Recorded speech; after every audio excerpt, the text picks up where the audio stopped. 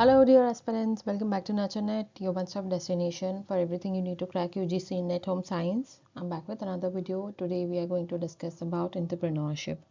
Entrepreneurship क्या होता है? Entrepreneur किसे कहते हैं? Motivation, challenges, project planning, management, enterprise management कैसे होता है?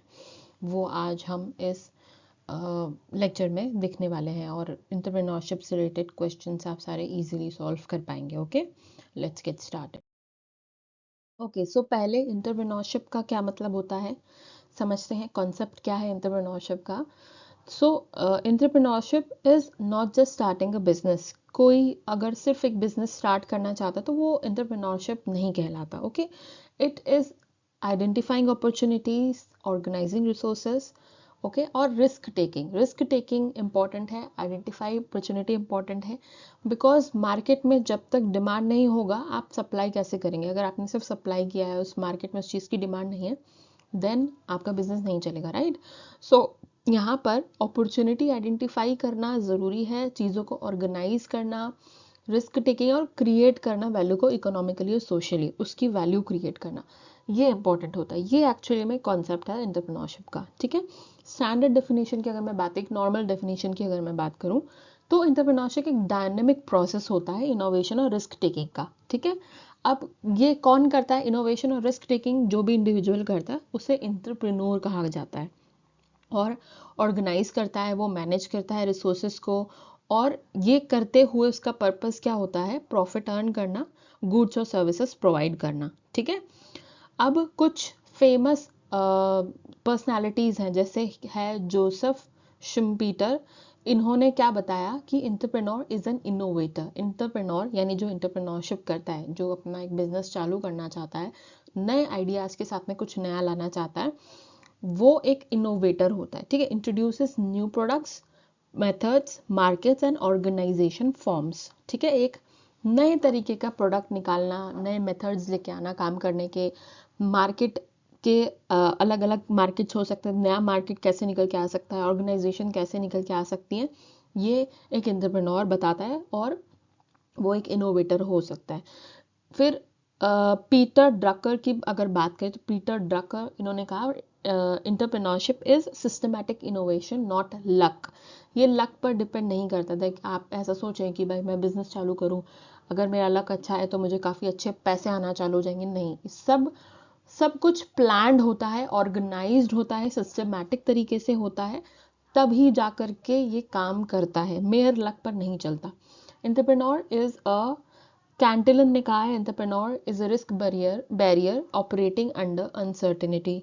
Risk barrier operating under uncertainty, situation चाहे कैसी भी हो, एंटरप्रेन्योर को रिस्क लेना पड़ता है. ठीक है, अब कोर एलिमेंट्स क्या है एंटरप्रेन्योरशिप के? सबसे पहला है इनोवेशन. इनोवेशन क्यों है? क्योंकि पूरा का पूरा एंटरप्रेन्योरशिप आइडियाज़ के ऊपर चलता है.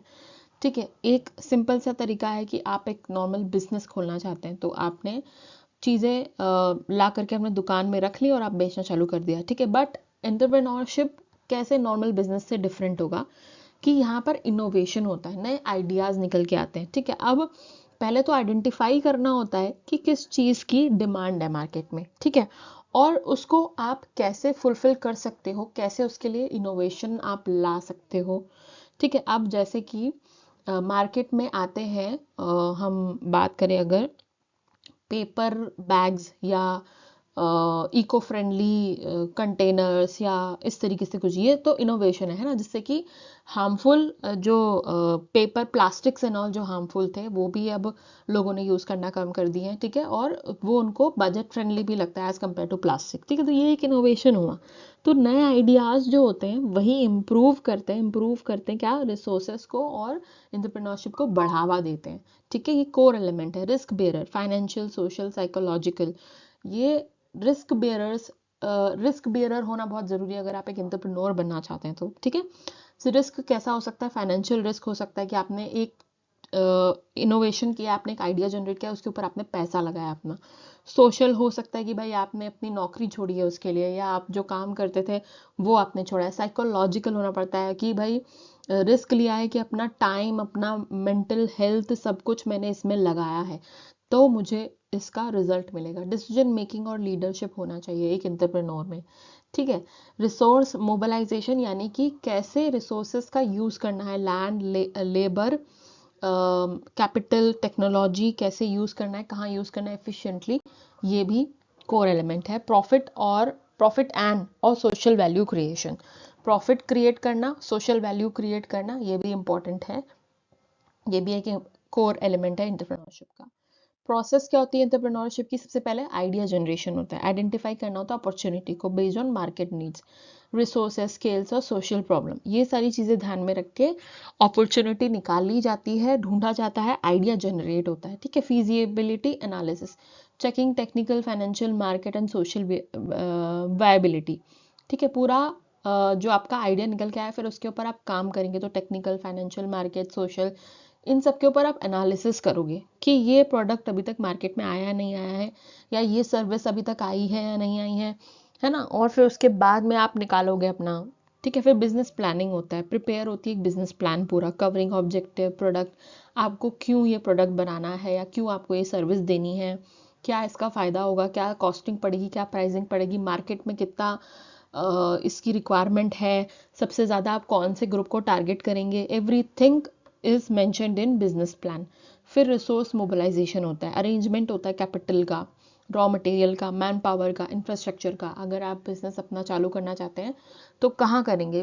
बेसिकली जहाँ पर एक नॉर्मल बिजनेस होता है कि भाई आपने एक नॉर्मल सी, मान लो कि आज मैंने सोचा कि अब मैं एक दुकान खोलना चाहती हूँ, तो मैंने राशन की दुकान या एक नॉर्मल जनरल स्टोर खोल लिया, ठीक है, that is actually a business.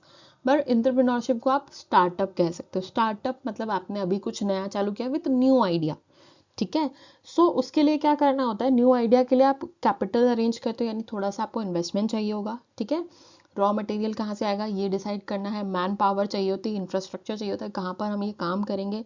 अगर घर से हो सकता है तो वेल एंड गुड, या नई जगह चाहिए इसको करने के लिए तो जगह लेनी पड़ती है, ठीक है। अभी एक बहुत अच्छा कॉन्सेप्ट, बहुत अच्छा एक आइडिया निकल के आया है क्लाउड किचन का, ठीक है। क्लाउड किचन का आइडिया आप जिसने सबसे पहली बार निकाला होगा वो कहलाएगा एंटरप्रेन्योर। क्यों? क्योंकि उसने मार्केट की नीड को देखा कि भाई लोग अब क्या चाहते हैं, लोग ज़्यादातर घर बैठ के खाना खाना चाहते हैं, ठीक है। जोमेटो चल गया है, स्विगी चल गया है, और इस तरीके के ऑनलाइन फूड ऑर्डरिंग एप्स जो है वो काफ़ी फेमस हो रहे हैं। तो लोग क्या चाह रहे हैं? लोग बाहर कम जाते हैं, ओकेजनली जाते हैं, बट ऑर्डर बहुत ज़्यादा करते हैं।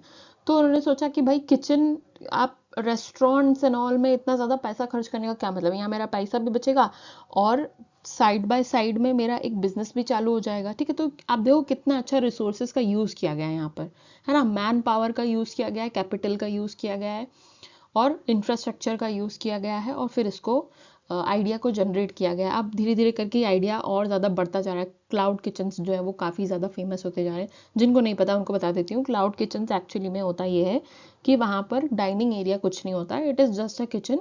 वहाँ से आप ऑर्डर ले सकते हो। आप, कुछ लोग ऐसा फैसिलिटी भी रखते हैं कि आपने जाके ऑर्डर किया और आपने वहाँ से ले लिया और घर जा करके यू कैन हैव, तो पूरा पैकेजिंग वगैरह का उनका सब रहता है वहाँ पे।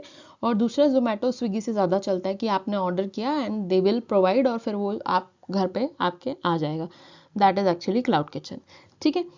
देन इंटरप्राइज लॉन्च यानी कि जो भी आपने अभी स्टार्ट किया है अपना स्टार्टअप या बिजनेस, उसको रजिस्टर करना है। Start of production, service, marketing, जो भी आपने किया है, जो भी है आप सर्विस दे रहे हैं या प्रोडक्शन कर रहे हैं, मार्केटिंग करनी है उसकी और चालू करना है काम। फिर ग्रोथ और सस्टेनेबिलिटी, एक्सपेंशन होगा धीरे धीरे, इनोवेशन बढ़ेगा, क्वालिटी इंप्रूवमेंट होगी, कॉस्ट कंट्रोल होगा, है ना। एक ऑपरेशन जब स्टार्ट हो जाता है, एक मैनेजमेंट जब स्टार्ट हो जाता है, तो लास्ट में इवैल्यूएशन करते हैं कि कहाँ गड़बड़ आ रही है, कहाँ प्रॉब्लम आ रही है, उस प्रॉब्लम को फिर सॉल्व करने की कोशिश करते हैं, फिर वापस से उसे चालू करते हैं।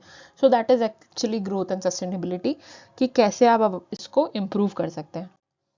देन बैरियर्स ऑफ एंटरप्रेन्योरशिप क्या क्या होते हैं? क्या हमारे बिजनेस में या स्टार्टअप में अड़चने क्या आ सकती हैं? सबसे पहले पर्सनल, लो कॉन्फिडेंस है, फियर ऑफ फेलियर है, पुअर रिस्क टेकिंग है, लैक ऑफ स्किल्स है, वर्क फैमिली रोल कॉन्फ्लिक्ट है ना। तो सबसे पहला तो यही बैरियर आता है हमारे ऊपर। जब हम कुछ नया चालू करना चाहते हैं तो हम सोचते हैं, कॉन्फिडेंस पहले तो लो होता है काफ़ी, कैसे करेंगे, फियर ऑफ फेलियर होता है, अगर फेल हो गए तो पैसा लगाया, मेहनत करी, रिस्क लिया इतना और रिजल्ट अच्छा नहीं मिला तो क्या करेंगे, ठीक है। पुअर रिस्क टेकिंग कहते हैं इसको, कि हमें हिम्मत नहीं होती कि हम रिस्क लें। लैक ऑफ स्किल्स है हमारे पास में, जैसे कि चाहते तो हैं कि चालू करें, पर अभी उतना ज़्यादा डेवलप स्किल नहीं है जिस हिसाब से भाई रिक्वायरमेंट बढ़ रही है मार्केट में, वैसा स्किल नहीं है। ठीक है, वर्क फैमिली रोल कन्फ्लिक्ट हो जाता है। फिर यहाँ पर क्या होता है, अपना बिजनेस चालू करने के लिए आपको दिन भर अपना पूरा टाइम वहाँ पर देना पड़ेगा, बट आप नहीं कर पा रहे हो। आपको यहाँ पर पैसे भी कमाने हैं, जॉब भी करनी है, फैमिली को भी टाइम देना है, ये सब चीज़ें आ जाती है, कन्फ्लिक्ट होता है काफ़ी। फिर सोशल कल्चर आ जाता है, जेंडर बायस हो जाता है, फैमिली रेजिस्टेंस हो जाता है ना। As compare to boys, girls के लिए काफ़ी डिफिकल्ट हो जाता है एज एंटरप्रेन्योर बनना। अगर हम कहें उनको कि हमें एक नया आइडिया है, मुझे भाई ये कुछ नया चालू करना है, सो लोग इस तरीके से सोचते हैं कि यार लड़की है, ये क्या नया करेगी, कैसे भाग दौड़ करेगी, कैसे पैसा लगाया डूब गया, इसको कोई लड़की है तो भाई बोली समझते हैं, कोई लूट के चला गया तो, किसी ने फ्रॉड कर दिया तो, ये सब चीज़ें सोचते हैं। तो जेंडर बायस भी है काफ़ी हद तक। आइडियाज़ तो किसी को भी आ सकता है, लड़का हो चाहे लड़की हो, है ना, मार्केट को कोई भी समझ सकता है, बट स्टिल फिर फैमिली रेजिस्टेंस आ जाता है, घर वाले रोक लेते, नहीं तुम लड़की हो, ये सब नहीं करना, तुम बस जॉब करो, उसके बाद में तुम शादी करो एंड ऑल दैट। ठीक है, जो भी कुछ भी हो सकता है। रिस्ट्रिक्टेड मोबिलिटी हो जाती है कि ज़्यादा बाहर नहीं निकलना है, दूसरे शहर में नहीं जाना, यहीं रह के काम करो, ज़्यादा दूर नहीं जाना हमसे, है ना। सोशल नॉर्म्स आ जाते हैं, लिमिटिंग डिसीजंस काफ़ी लिमिटिंग हो जाते हैं। ठीक है, हमारे घर से तो कोई इतना दूर नहीं रहता, तुम क्यों रहना है तुमको, तुम यहीं रहो, इस तरीके से। फाइनेंशियल प्रॉब्लम्स आती हैं, इनएडिक्वेट कैपिटल है, हमको प्रॉपर फाइनेंसिंग नहीं मिल पा रही है अगर हमारे बिजनेस के लिए। Poor access to credit, high interest rates, lack of collateral. ठीक है, इस तरीके से वैसे तो अब गवर्नमेंट जो है वो स्टार्टअप्स के लिए काफ़ी अच्छा लोन दे रही है, और वो भी कम इंटरेस्ट पर दे रही है, बट स्टिल लोगों को इसके बारे में अवेयरनेस होनी चाहिए, है ना। एजुकेशनल और टेक्निकल चीज़ें, lack of training, low awareness of scheme के बारे में नहीं पता। जैसे अभी मैंने बताया कि गवर्नमेंट लोन्स देती है स्टार्टअप्स के लिए, और जो स्टार्टअप आप अपना जो भी आपका बिजनेस है, आप उसको एज अ स्टार्टअप कहना चाहते हो, बिजनेस कहना चाहते हो, तो उस पर भी डिफरेंट आता है। If you are starting up, then you have to generate a new idea, कुछ नया आप क्या कर रहे हो। ठीक है, तो यहाँ पर यही सब लॉ अवेयरनेस, सॉरी, ये अवेयरनेस जो है अगर नहीं है किसी पर्सन को स्कीम्स एंड ऑल की, तो बड़ी दिक्कत होती है। लिमिटेड टेक्नोलॉजी यूज़ है, पुअर मार्केट नॉलेज है, मार्केट का भी नॉलेज होना चाहिए, है ना। तो प्री प्लानिंग होती है इन सब चीज़ों के लिए, ये नहीं है तो फिर आपका जो बिजनेस प्लान बनेगा वो बहुत कमज़ोर बनेगा, फिर नहीं कर पाते। Institutional and administrative complex procedure, bureaucratic delays, weak policy support, lack of mentoring, ठीक से किसी ने मेंटर नहीं किया है, प्रोसीजर काफ़ी कॉम्प्लेक्स है तो नहीं प्रॉपर कर पा रहे हैं। ठीक है, ब्यूरोक्रेटिक डिलेज, काफ़ी ज़्यादा डिले लग रहा है चीज़ों को पूरा करने के लिए। मार्केट रिलेटेड हाई कंपटीशन है, वीक मार्केटिंग स्किल्स है, प्राइस इनस्टेबिलिटी है, पुअर डिस्ट्रीब्यूशन है। इन सब ये भी बैरियर्स हैं एंटरप्रेन्योरशिप के। फिर इंटरप्रेन्योरल मोटिवेशन, मोटिवेशन हम पहले भी पढ़ चुके हैं, बट इसको हम इंटरप्रेन्योरल मोटिवेशन, इंटरप्रेन्योरल के कॉन्सेप्ट से हम पढ़ेंगे। ठीक है, मोटिवेशन रिफर्स टू इंटरनल और एक्सटर्नल फोर्सेस। मोटिवेशन दो तरीके से हो सकता है, एक इंटरनल और एक एक्सटर्नल। ठीक है, और जो कि इनिशिएट करे, डायरेक्ट करे और सस्टेन करे किसी इंडिविजुअल के डिज़ायर को, है ना। तो आप काम करने के लिए मोटिवेशन कैसे लाते हैं, ये एंटरप्रेन्योर बनने के लिए मोटिवेशन कैसे आएगा, ये हम देखेंगे। तो in plain terms it explain why a person becomes an entrepreneur and persist despite risk and uncertainty. इतना रिस्क और इतना अनसर्टेनिटी के बावजूद कोई इंसान एंटरप्रेन्योर क्यों बनना चाहेगा, है ना। तो बस यही है कि कौन कौन से मोटिवेशन फैक्टर्स हैं जो रिस्क और अनसर्टेनिटी के बाद भी किसी पर्सन को ये रिस्क लेने देना चाहते हैं, मतलब वो करना चाहते हैं। ठीक है, entrepreneurial motivation is the process that arouses entrepreneurial behavior, sustain efforts and regulate goal directed activities towards enterprise creation and growth. ठीक है, ये भी एक तरीके से प्रोसेस की तरह बताया गया है, जहाँ पर बिहेवियर, सस्टेन एफर्ट्स, एक्टिविटीज, ये सारे मिल करके एक पाथ सेट कर देते हैं, जहाँ पर एंटरप्राइज की क्रिएशन और ग्रोथ के पाथ आगे चलते जाते हैं और हमें रिजल्ट मिलता है, गोल जो है वो हमारे कंप्लीट होते हैं। ठीक है, अब सोर्सेस क्या है मोटिवेशन के। सबसे पहले है साइकोलॉजिकल यानी कि यहाँ पर नीड ऑफ अचीवमेंट, मैक्लेलैंड इन्होंने कहा था, need of achievement, independence, creativity, desire of recognition. ठीक है, हम आई थिंक कोई ऐसा नहीं होगा, सबके पास में एक desire of recognition, independence, achievement का एक बिहेवियर, या फिर हम कह सकते हैं एक अंदर से हमारी सबकी चाह होती है ना, कि हम कुछ अलग करके दिखाएं और लोग हमें रिकॉग्नाइज करें, हमें अच्छा अचीवमेंट मिले। एवरीबडी वांट्स दैट, ठीक है।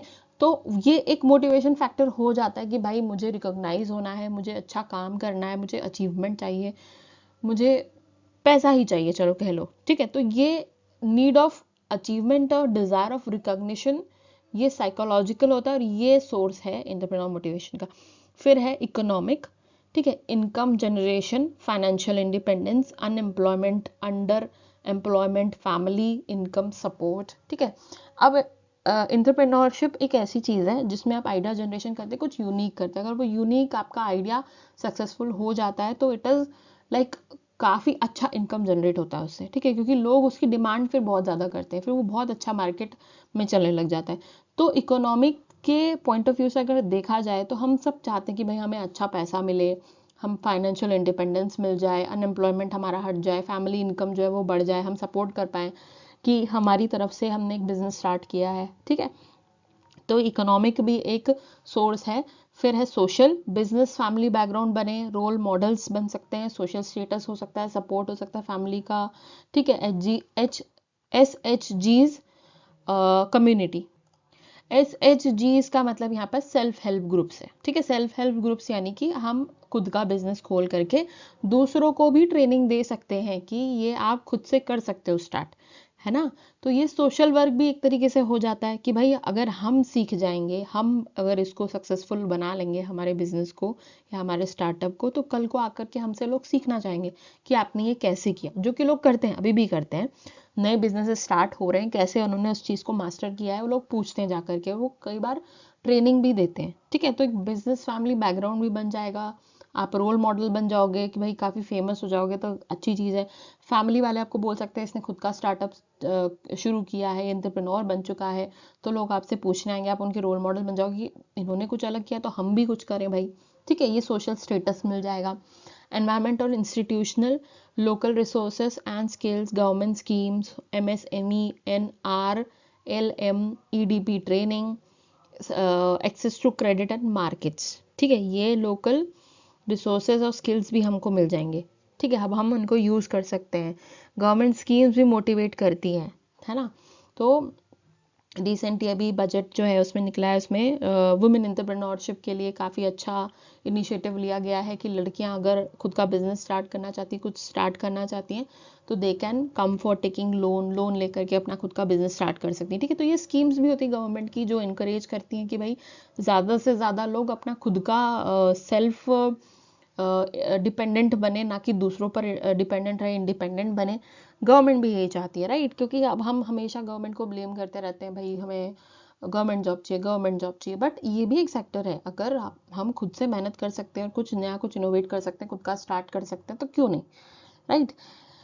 एक्सेस एंड क्रेडिट मार्केट्स का एक्सेस मिल जाता है ना। और हमें काफ़ी सारे उसके कह सकते हैं कि मार्केट प्लेस अगर आप समझ गए हो, है ना, और उससे फिर आपको और ज़्यादा आगे बढ़ने के लिए मोटिवेशन मिलता है, right.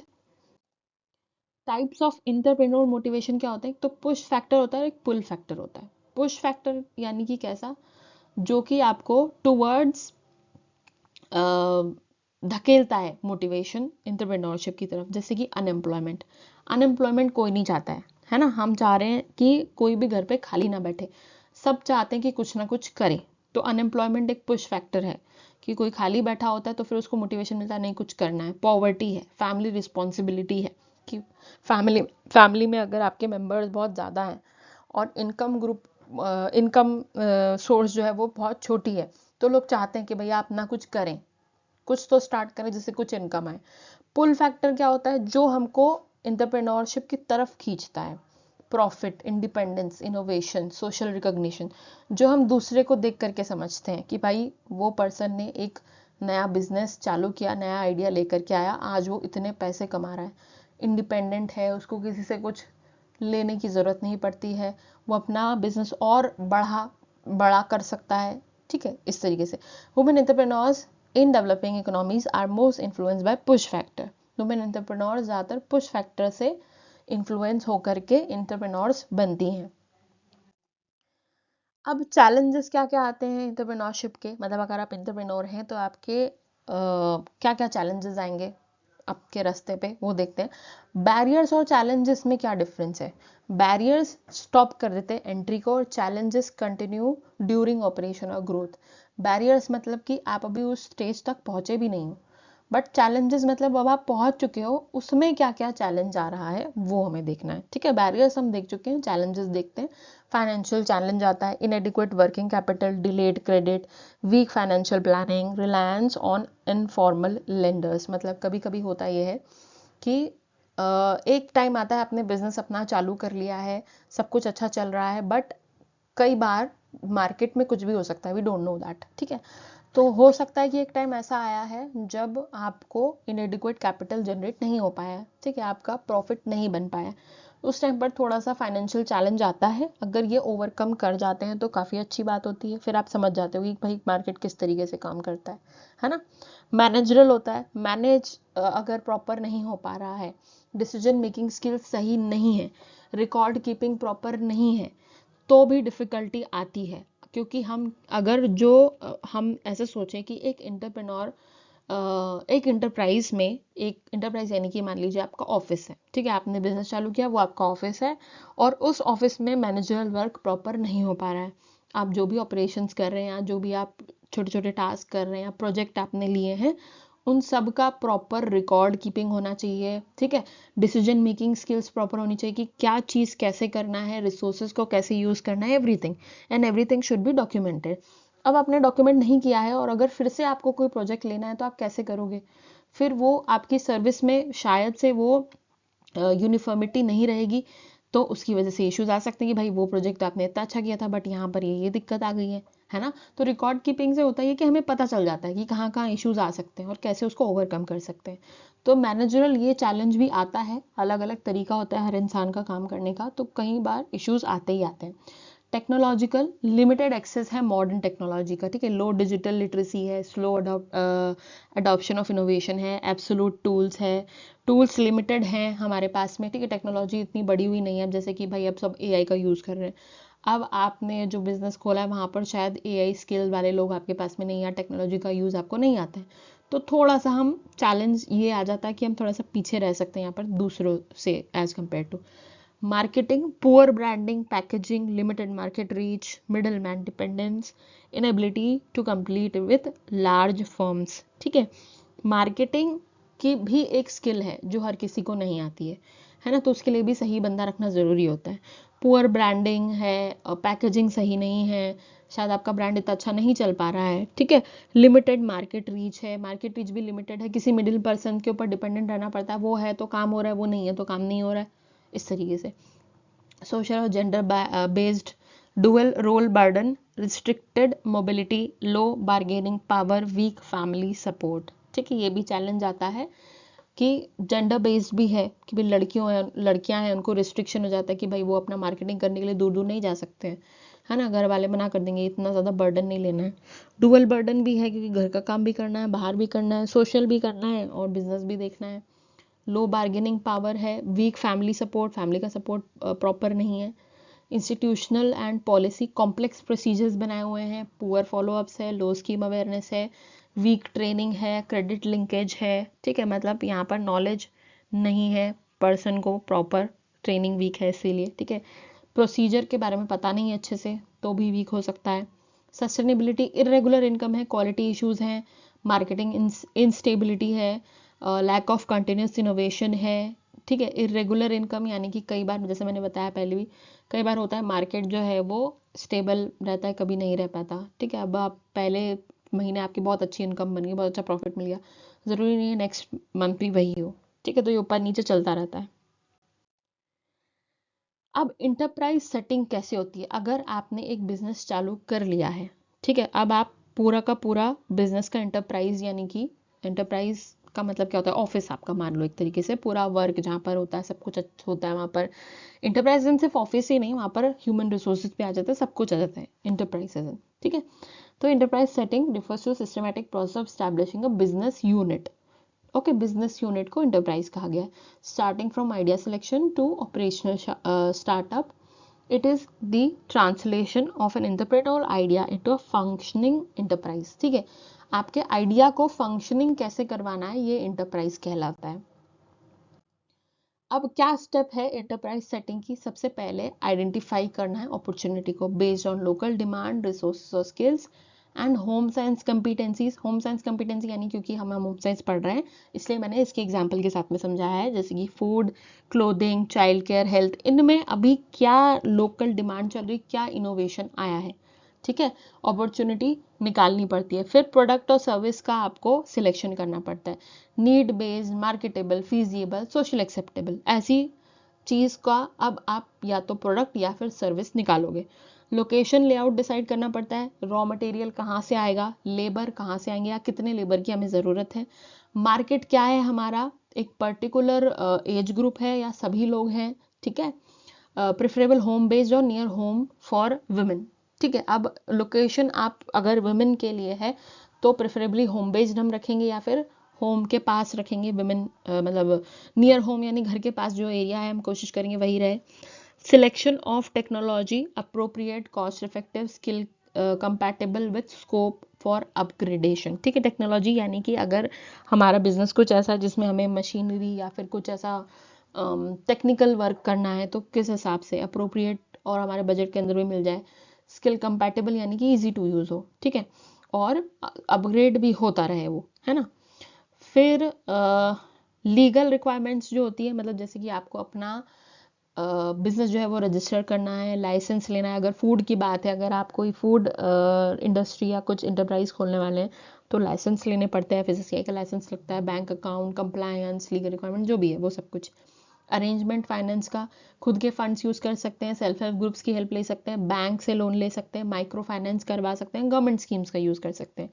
Trial run and launch, फिर लास्ट में अब टेस्टिंग होती है, correction of defects, formal start of enterprise. Enterprise का स्टार्ट किया जाता है। अगर आप कोई सर्विस दे रहे हैं तो वो सर्विस कैसे देंगे, क्या देंगे, सब कुछ आपको पता ही है। सर्विस दे करके फिर हम टेस्ट करते हैं सही है या नहीं। या प्रोडक्ट बना रहे हैं तो प्रोडक्ट बना के टेस्ट करेंगे, डिफेक्ट अगर कहीं आ रहा है तो उसको ठीक करेंगे, कोई इशू आ रहा है तो उसको ठीक करने की कोशिश करेंगे। ठीक है, अब आता है प्रोजेक्ट प्लानिंग। अब इंटरप्राइज तो आपका सेट हो गया है। ठीक है, अब प्रोजेक्ट प्लानिंग कैसी होती है? आपको एक प्रोजेक्ट मिला है, अब आप उसकी प्लानिंग कैसे करोगे? ठीक है, तो प्रोजेक्ट लेने से पहले आप प्लानिंग करते हैं, है ना। प्रोजेक्ट को पूरा प्लान करेंगे कि कहाँ से, ऑब्जेक्टिव क्या है, मतलब कि क्या प्रोजेक्ट, मतलब क्या है इस प्रोजेक्ट का, डिस्क्रिप्शन देंगे उसका। उसके बाद में हम देखेंगे कि रिसोर्सेज कहाँ से इकट्ठे कर सकते हैं। उसके बाद में हम पूरा मैनेजमेंट सेट करेंगे, ऐसे ऐसे ऐसे काम होगा। फिर उसके बाद में फाइनेंस कहाँ से आएगा, यहाँ से फाइनेंस आएगा, इस तरीके से काम होगा, जो भी कुछ होगा। ये प्रोजेक्ट प्लानिंग होती है। उसके बाद में प्रोजेक्ट प्लानिंग करके फिर प्रपोजल बनता है कि भाई देखो हम ऐसे काम करेंगे, तभी सामने वाला आपको फिर उसका वो देगा कि हाँ लो हमारा प्रोजेक्ट तुम्हारा, अब तुम इस पे काम करो। ठीक है, तो इसलिए प्रोजेक्ट प्लानिंग इंपॉर्टेंट है। तो सिस्टमैटिक फॉर्मुलेशन ये भी बिजनेस प्रोजेक्ट का है ना, बिफोर इम्प्लीमेंटेशन। कंपोनेंट्स क्या होते हैं प्रोजेक्ट प्लानिंग के? सबसे पहला है ऑब्जेक्टिव फॉर प्रोजेक्ट। प्रोजेक्ट का ऑब्जेक्टिव क्या है, एम क्या है, ये पता करना ज़रूरी होता है। ठीक है, डिस्क्रिप्शन ऑफ प्रोडक्ट या सर्विस, जो भी प्रोडक्ट या सर्विस आप दे रहे हैं उसका डिस्क्रिप्शन। प्रोडक्ट क्या है, क्यों है, किस लिए है, सर्विस है तो क्यों, किस लिए है। प्रोडक्शन प्लान बनता है, मार्केटिंग प्लान बनता है। प्रोडक्शन कैसे होगा उसका प्लान बनेगा, इसकी मार्केटिंग कैसी होगी उसका प्लान बनेगा, ऑर्गेनाइजेशनल प्लान बनेगा, फाइनेंशियल प्लान बनेगा और इम्प्लीमेंटेशन शेड्यूल बनेगा कि इस अब इम्प्लीमेंट किया जाएगा, इस तरीके से मार्केट में निकाला जाएगा। ठीक है, ये इसके।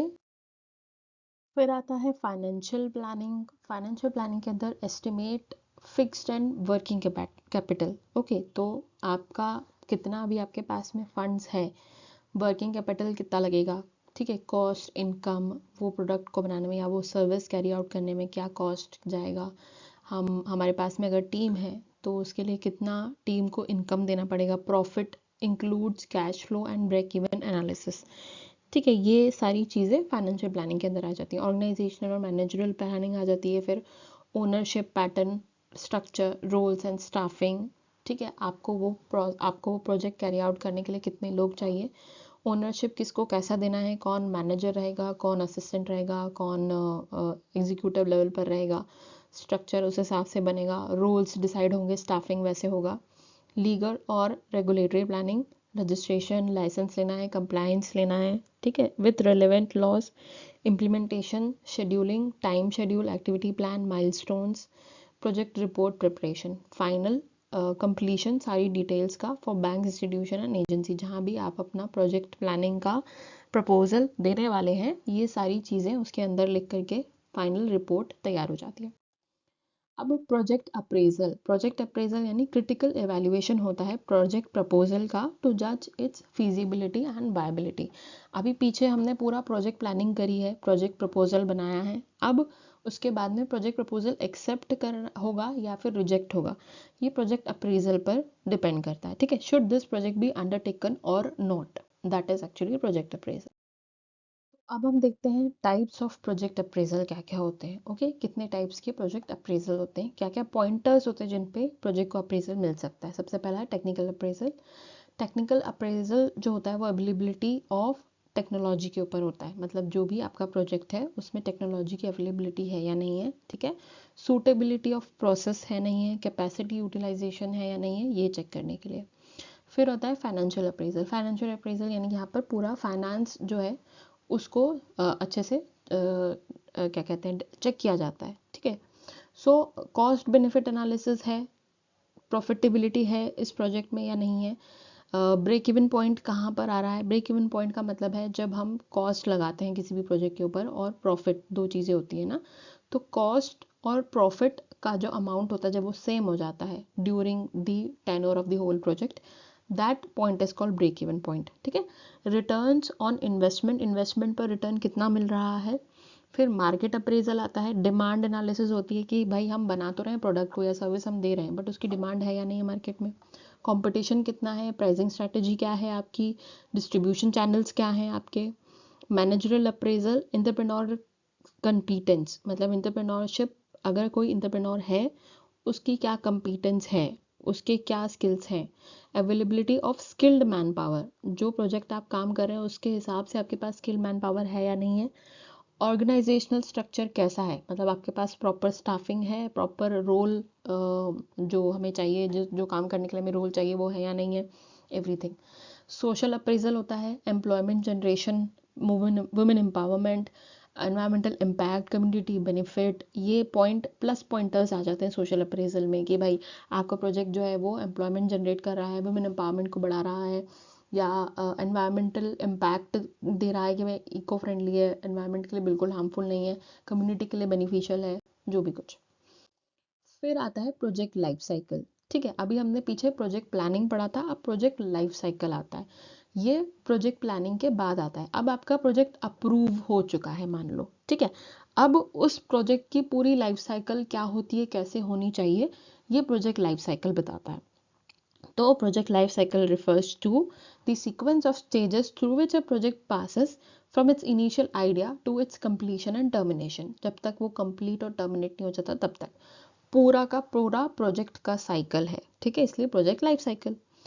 ये एक सिस्टमैटिक प्रोग्रेशन है प्रोजेक्ट का थ्रू आइडेंटिफाइबल फेजेस, ठीक है। हम एक आइडेंटिफाइबल फेजेस बता सकते हैं प्रोजेक्ट के कि एक प्रोजेक्ट आया, born, grow, perform and ends, इस तरीके से।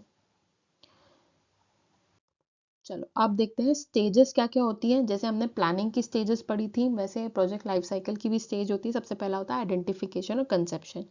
नीड आपने निकाला, आइडिया जनरेट किया, उसके बाद आपने प्रोजेक्ट प्लानिंग फॉर्मुलेशन किया, है ना, जिस जो हमने पीछे पढ़ा था।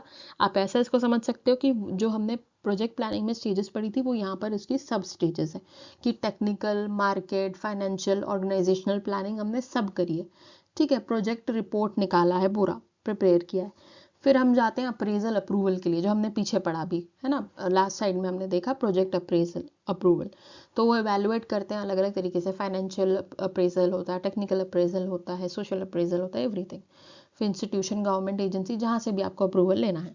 फिर इम्प्लीमेंटेशन, अप्रूवल मिलने के बाद में क्या हुआ, इम्प्लीमेंटेशन होगा। अब हम प्रोजेक्ट को एग्जीक्यूट करेंगे, resource mobilisation, enterprise establishment, start of production and services, ये सब कुछ।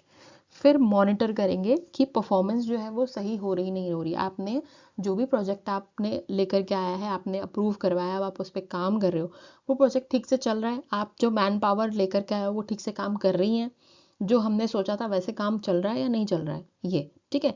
फिर आता है कंप्लीशन या टर्मिनेशन। कंप्लीशन टर्मिनेशन मतलब अब आपका ऑब्जेक्टिव जो है वो अचीव हो चुका है, जिस लिए आपने प्रोजेक्ट बनाया था वो आपने कंप्लीट कर लिया है, ठीक है।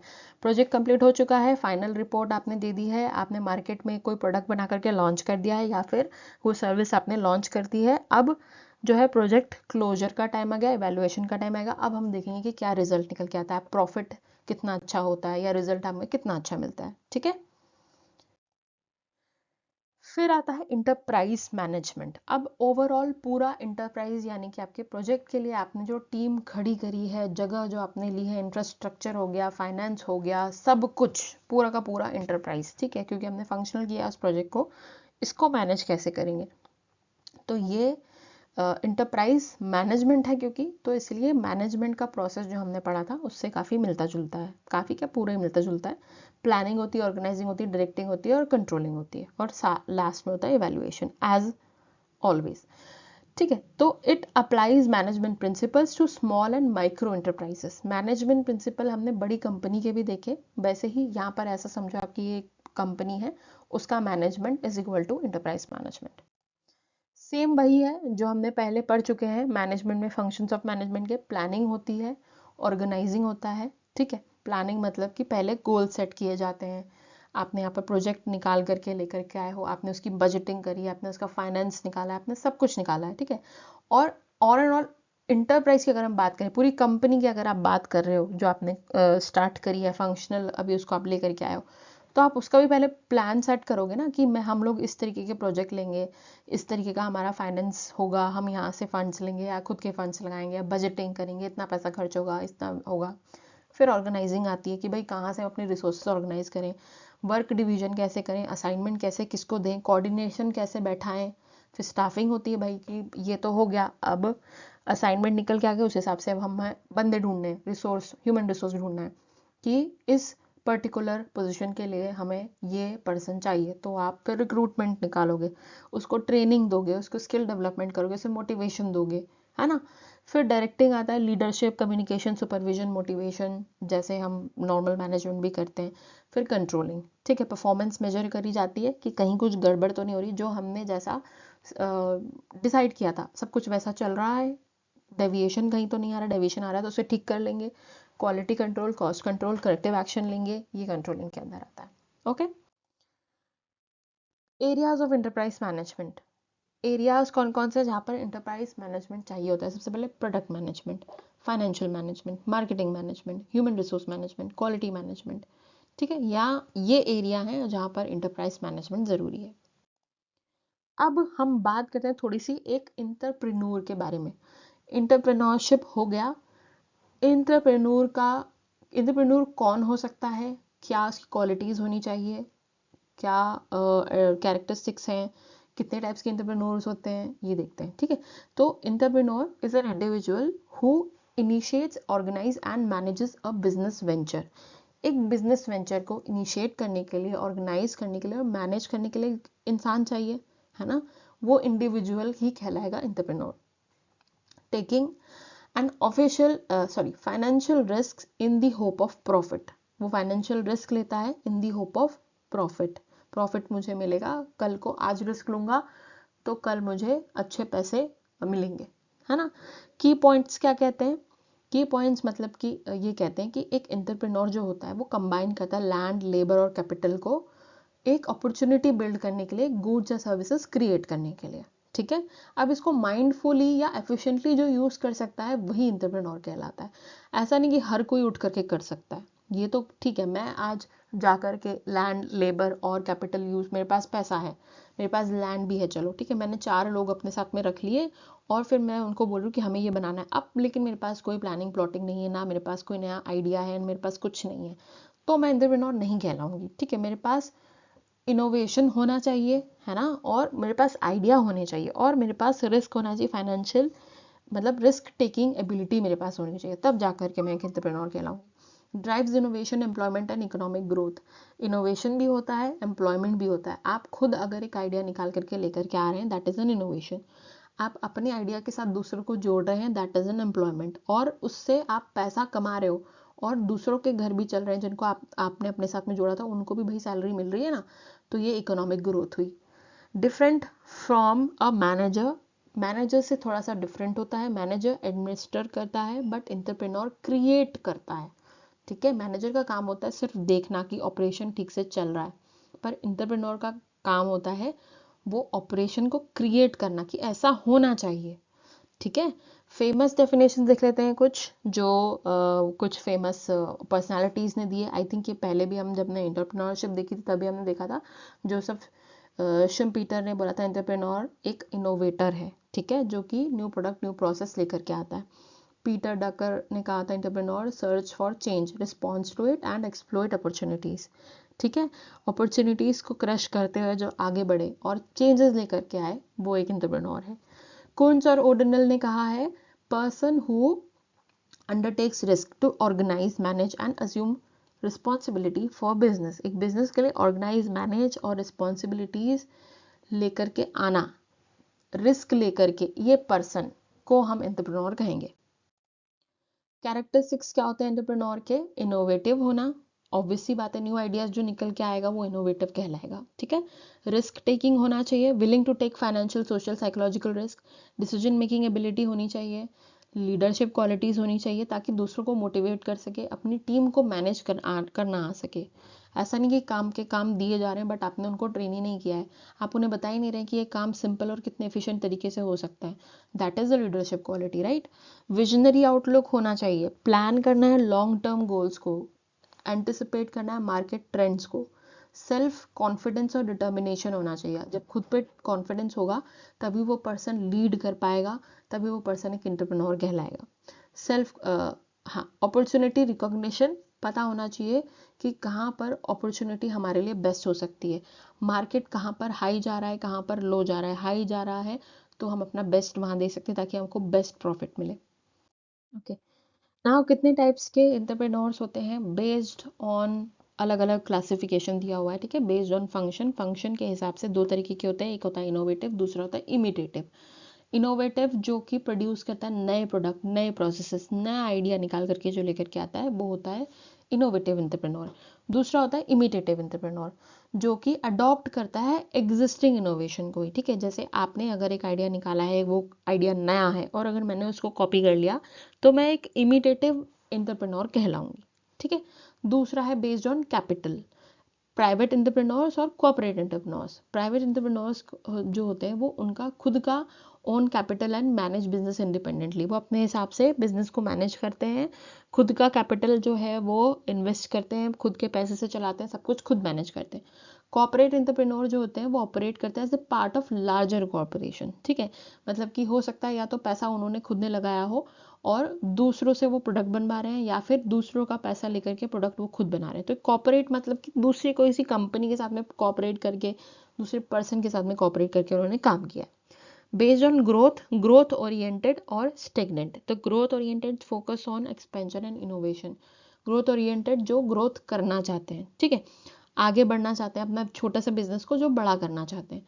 और स्टेगनेंट मतलब कि जो स्मॉल स्केल पर ही काम करना चाहते हैं कि भाई को एक छोटा सा ही बिजनेस चाहिए, दैट्स ऑल, इससे मेरी इतनी इनकम बन जाए बस, मुझे आगे से बढ़ाना नहीं है। स्मॉल स्केल पर ऑपरेशंस मेंटेन करते हैं। फिर based on motivation, pure entrepreneurs और सोशल एंटरप्रेन्योर्स।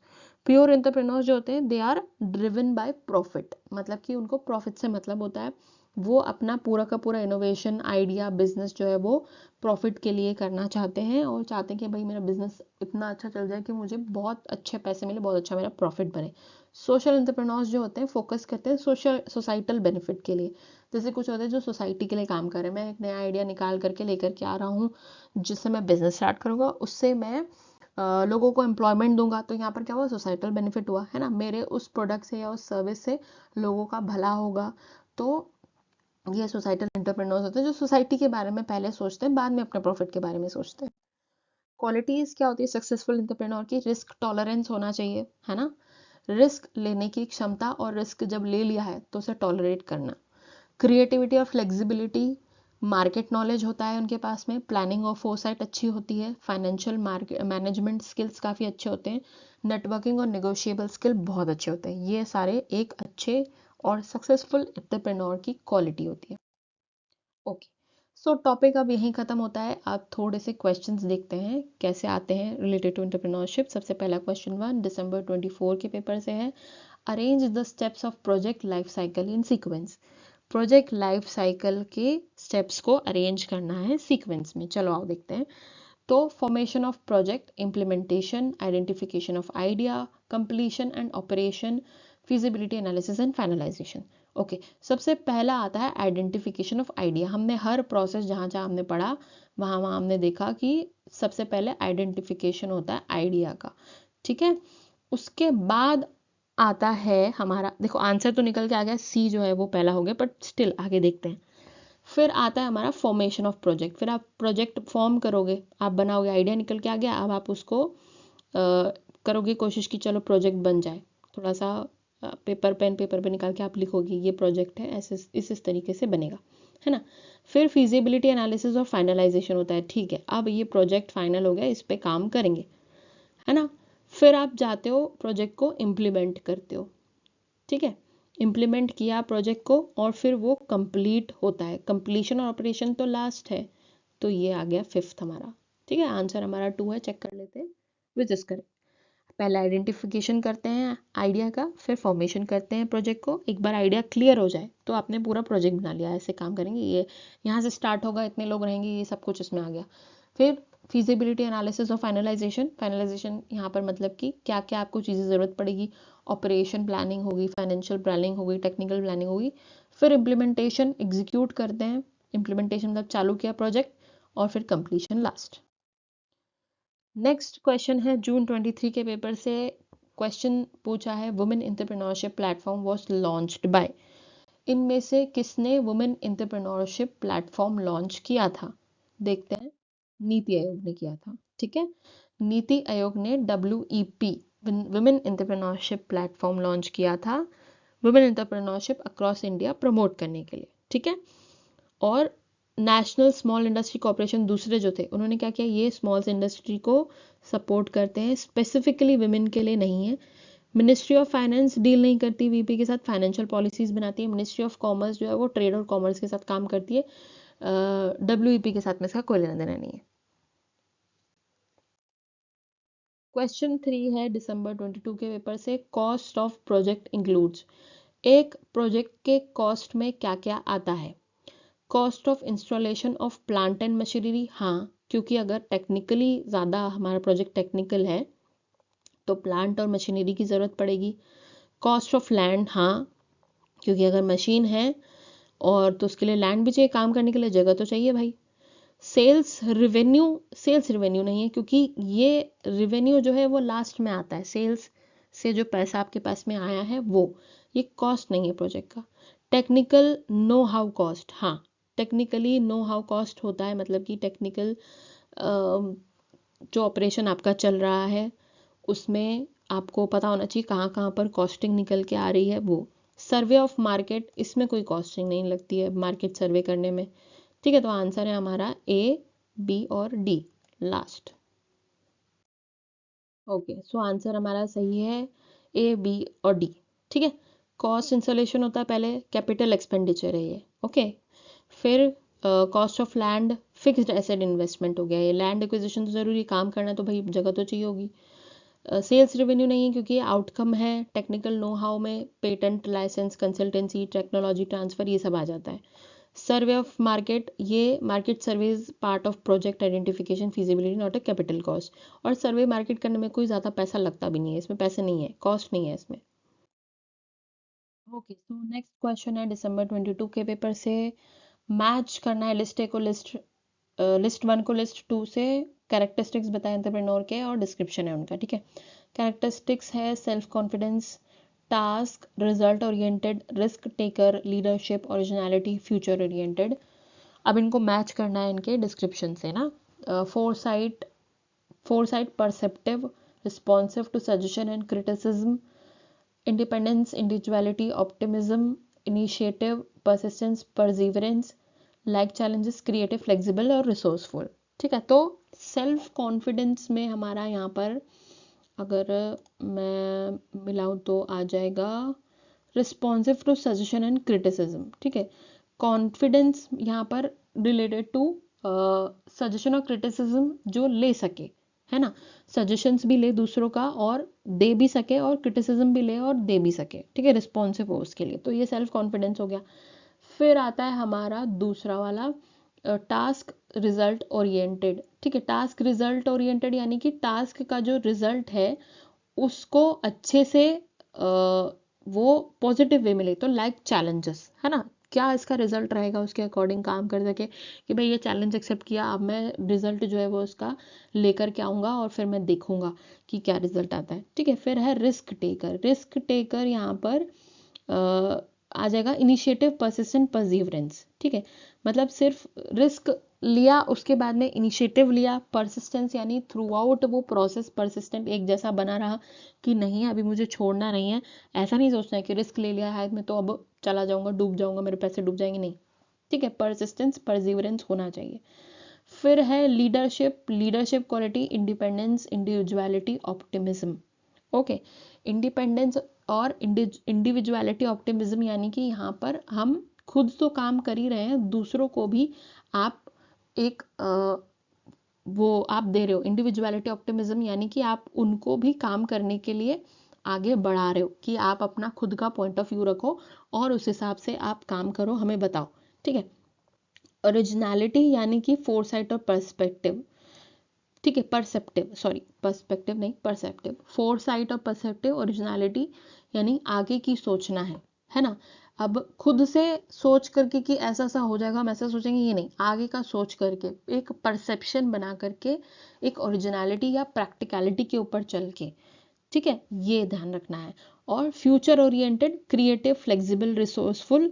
ठीक है, फ्लेक्सिबल फ्लेक्सिबल रिसोर्सफुल यानी कि रिसोर्स को कुछ इस तरीके से यूज करना है कि आगे जनरेशन के लिए मैनुअली बचे, अगर दूसरा प्रोजेक्ट है तो उसके लिए भी तो करना पड़ेगा ना।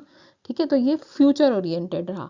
ठीक है, आंसर हमारा निकल के आ रहा है, ए का सेकंड है, ये तो दोनों क्रॉस हो गए। ठीक है, ए का सेकंड इसमें भी इसमें भी। फिर बी जो है उसका फिफ्थ है, थर्ड वाला है। ठीक है, बी का फिफ्थ चेक करते हैं। Correct, self confidence, responsive to suggestion and criticism, task result oriented, like challenges, risk taker, creative, flexible, resourceful, leadership, independence, individuality, optimism, originality, foresight, perceptive, future oriented, initiative, persistent, perseverance.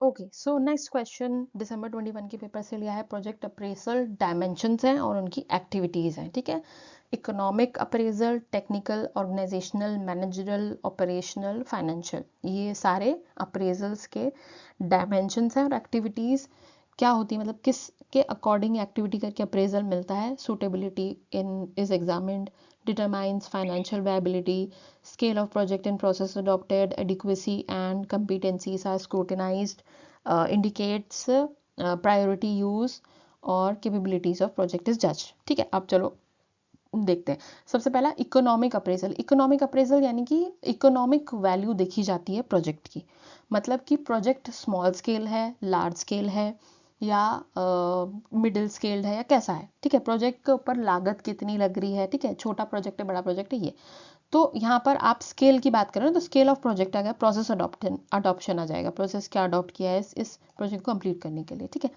तो ए हमारा 3 हो गया, है ना।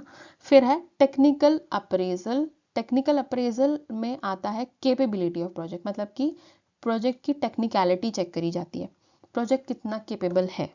ठीक है, मतलब जो लिखा हुआ है वैसा होगा या नहीं होगा, और जो हम चाह रहे हैं कि हमको इतना प्रॉफिट मिले वैसा मिलेगा कि नहीं मिलेगा, तो प्रोजेक्ट की कैपेबिलिटी चेक करी जाती है। फिर आता है हमारा ऑर्गेनाइजेशनल।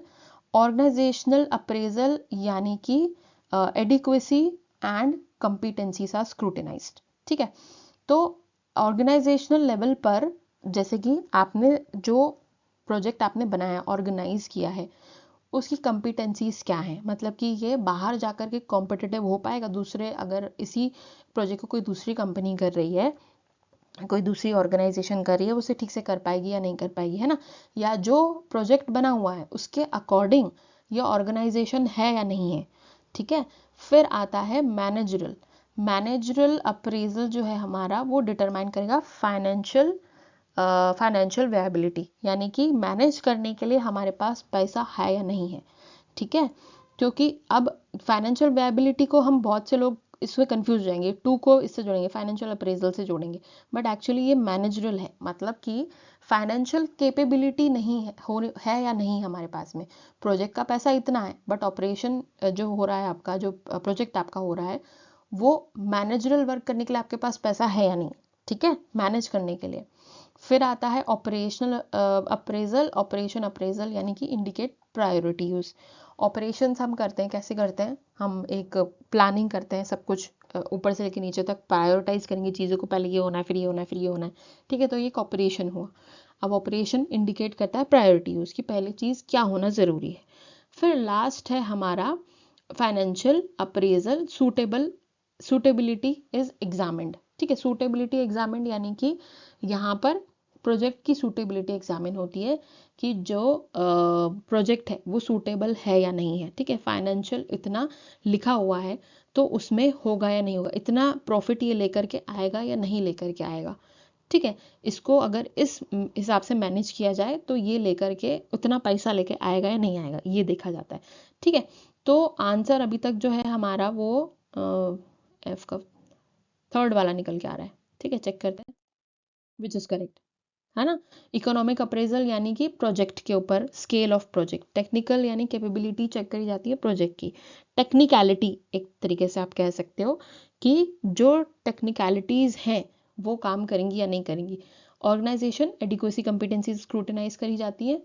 फिर मैनेजरल अप्रेजल डिटरमाइन किया जाता है फाइनेंशियल वायबिलिटी, यानी फाइनेंशियली कैपेबिलिटी है या नहीं है मैनेज करने के लिए। Operational appraisal indicate priority use, क्या पहले आना चाहिए क्या बाद में आना चाहिए, operational appraisal. Financial suitability examine करी जाती है कि ये प्रोजेक्ट सूटेबल है या नहीं है, इसको कैरी आउट करने के लिए मार्केट में कितना अच्छा परफॉर्म करेगा और इतना प्रॉफिट जितना लिखा होता मिलेगा कि नहीं मिलेगा, ये। Okay, so that's all in this video अच्छा लगा है तो लाइक कीजिए, दोस्तों के साथ शेयर कीजिए, नर्चर नेट को सब्सक्राइब कर दीजिए और don't forget to hit the bell icon so that you never miss any update. जल्दी से मैं दूसरा वीडियो लेकर के आऊँगी। लास्ट टॉपिक बचा है इस यूनिट का, रिसर्च से रिलेटेड होगा वो, ठीक है, जल्दी से उसे कंप्लीट करके न्यू यूनिट पर हम जाएंगे। तब तक के लिए अपने डाउट्स को आप कमेंट सेक्शन में डाल सकते हैं, मुझे बता सकते हैं वीडियो आपको कैसा लगा, है ना। Thank you so much for watching.